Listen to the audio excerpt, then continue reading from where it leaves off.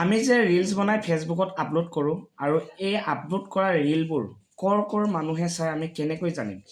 অকল অসমৰ মানুহে চায়নে নে ভাৰতৰ মানুহ চায়নে নে বাহিৰা দেশৰ মানুহে চায়? মই আপোনালোকক আজি লাইভ প্ৰুফ দেখাই আছোঁ, ভিডিঅ'টো শেষলৈকে চাওক। এইটো হৈছে মোৰ একাউণ্ট আৰু মই আপোনালোকক এতিয়া দেখাই আছোঁ। ইয়াত যাব আৰু এনেকৈ যাব। এইটো হৈছে মোৰ প্ৰথম ৰিল, এইটো মই দেখাইছোঁ।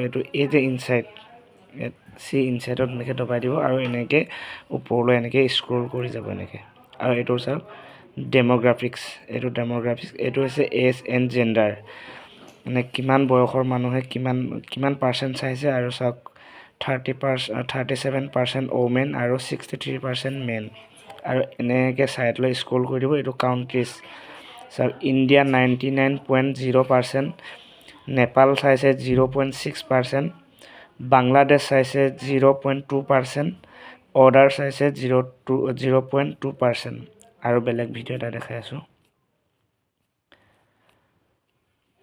আৰু এইটো মই দেখাইছোঁ ইনচাইট, এনেকৈ ওপৰলৈ স্ক্ৰল কৰি দিলোঁ, তাৰপিছত ডেম'গ্ৰাফিক্স আৰু এনেকৈ ছাইডলৈ মই ঠেলি দিলোঁ।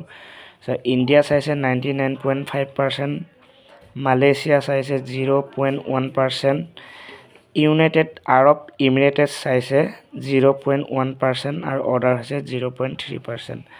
এনেকৈ আপোনালোকৰ ৰিলছত গৈ আপোনালোকেও ধুনীয়াকৈ সহজতে চেক কৰিব পাৰিব যে মানে মোৰ ভিডিঅ'টো ক'ত পাইছে, সেইটো অন্ততঃ নিজেও জানিব পাৰিব। এবাৰ চেক কৰি ল'ব আপোনালোকে আৰু এনেকৈ ধুনীয়াকৈ। ধন্যবাদ।